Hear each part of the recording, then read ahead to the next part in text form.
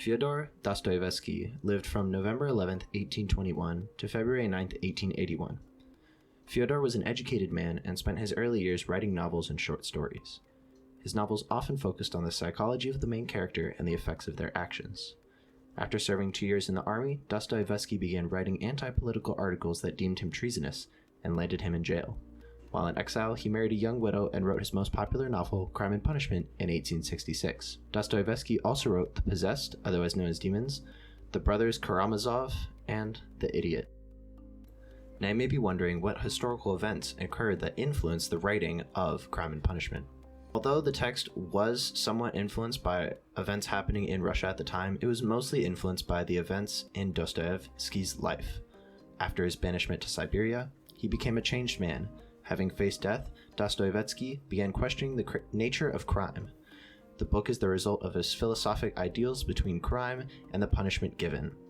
As evident in the book, even if you are not punished by law, a simple person's mentality will often punish them through psychological torture. In Russian literature, the time period between 1840 and 1890 marks the age of realism. Crime and Punishment was a traditional work during this era. During the Age of Realism, there was a heavy focus on the realistic world and secular ideas. Crime, politics, and social issues were focused on during this era. As opposed to the era right before, romantic ideals and fantasy were rejected. Instead of sugarcoating everything, authors told stories of day-to-day life. Other well-known authors are listed below. Made works included War and Peace in 1869 and Anna Karenina in 1877. The setting of Crime and Punishment is in St. Petersburg, Russia, during the summertime, where it is hot, stuffy, and miserable. St. Petersburg was full of poverty, destruction, and molestation, where no one was safe.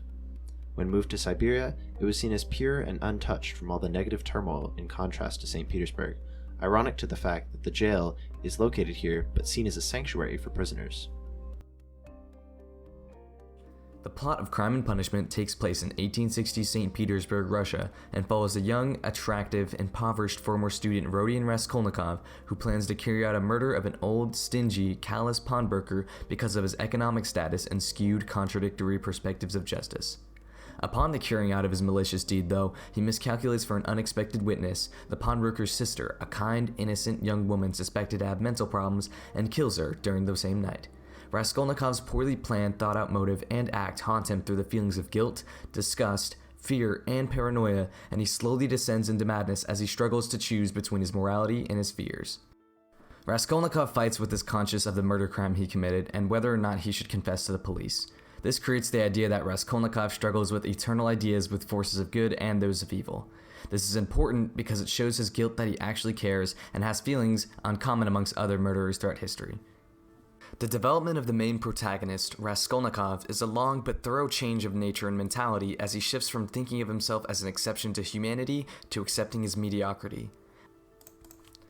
At the beginning of the story, Raskolnikov believes that he is extraordinary, one that sits outside of society, purposed for higher duties to fulfill the utilitarianism that resides in him.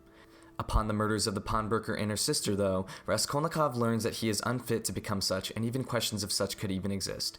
It is through Sonia, Raskolnikov's love interest, that helps him truly reflect and reform in his time in prison that completes his development as a character. Throughout the book, there are many themes that can be identified, some of those including morality, guilt, individual versus society, free will and coincidence, justice and judgment, and alienation. We chose to analyze morality and individual versus society. For the theme of morality, Raskolnikov, the main character of the story, despite feeling otherwise, is a relatively simple-minded person with good morals. Because of this, his actions to commit murder are not a complex thought process, but rather instinct stemming from the fact that he is a product of his own environment, one who acts out of need and not out of want. He suffers immense guilt from this, and proceeds to battle intense moral dilemmas following the events of his murders. Next is individual versus society. Raskolnikov, the main character, generally believes he is superior to everyone else.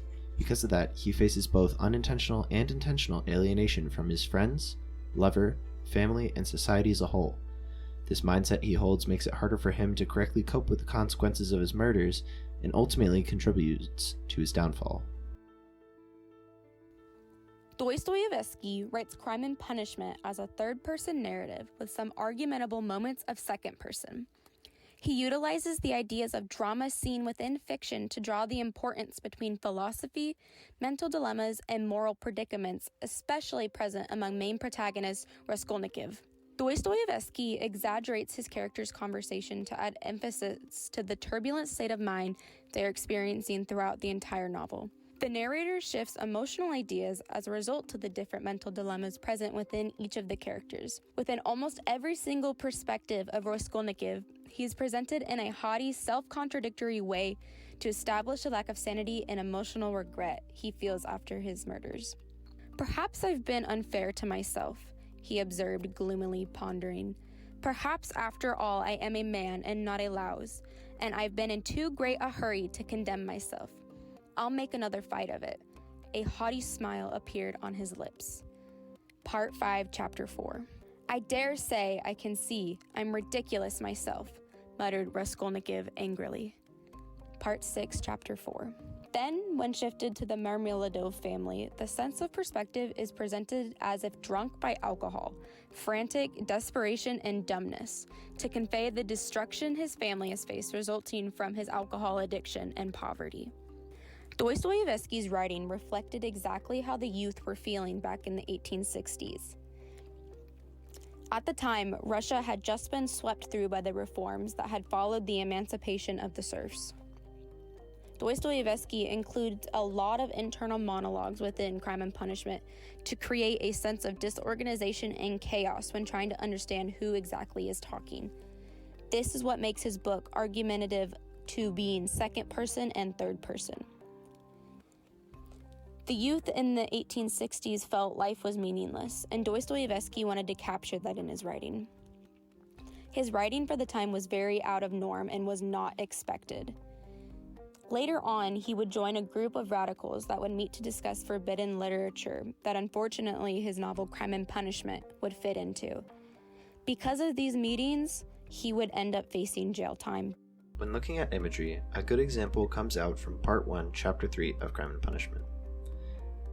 Her thin, light hair, streaked with gray, thickly smeared with grease, was plaited in a rat's tail and fastened by a broken horn comb which stood out on the nape of her neck. This is really good imagery provided by Dostoevsky, in which he describes the old woman which Raskolnikov has just struck down with his axe. From this, we can compare her a little bit more to almost a rat or creature, which dehumanizes the crime that Raskolnikov has committed and makes it seem a little more justifiable. Dostoevsky utilizes symbolism throughout his entire novel, Crime and Punishment. Throughout the book, dreams are emphasized that are experienced by each of the characters that later end up foreshadowing upcoming events. "Thank God that was only a dream," he said, sitting down under a tree and drawing deep breaths. "But what is it? Is it some fever coming on? Such a hideous dream." Part 1, Chapter 5. In his dream as a child, Raskolnikov experiences the sight of a horse being beaten and how his child innocence comprehends it. This is used later to show his struggle with guilt as he wrestles with the ideas of committing his own murders and inevitable confession. Details are also heavily used throughout Dostoevsky's novel. One example being from Part 3, Chapter 3, where he states, "His brows were knitted, his lips compressed, his eyes feverish. He spoke little and reluctantly, as though performing a duty, and there was a restlessness in his movements." These details, although not necessary, provide a lot of insight into how Raskolnikov is feeling. As he just woke up from being sick, he is a little confused, and this really conveys his almost distress and how uncomfortable he feels in the situation he is currently in.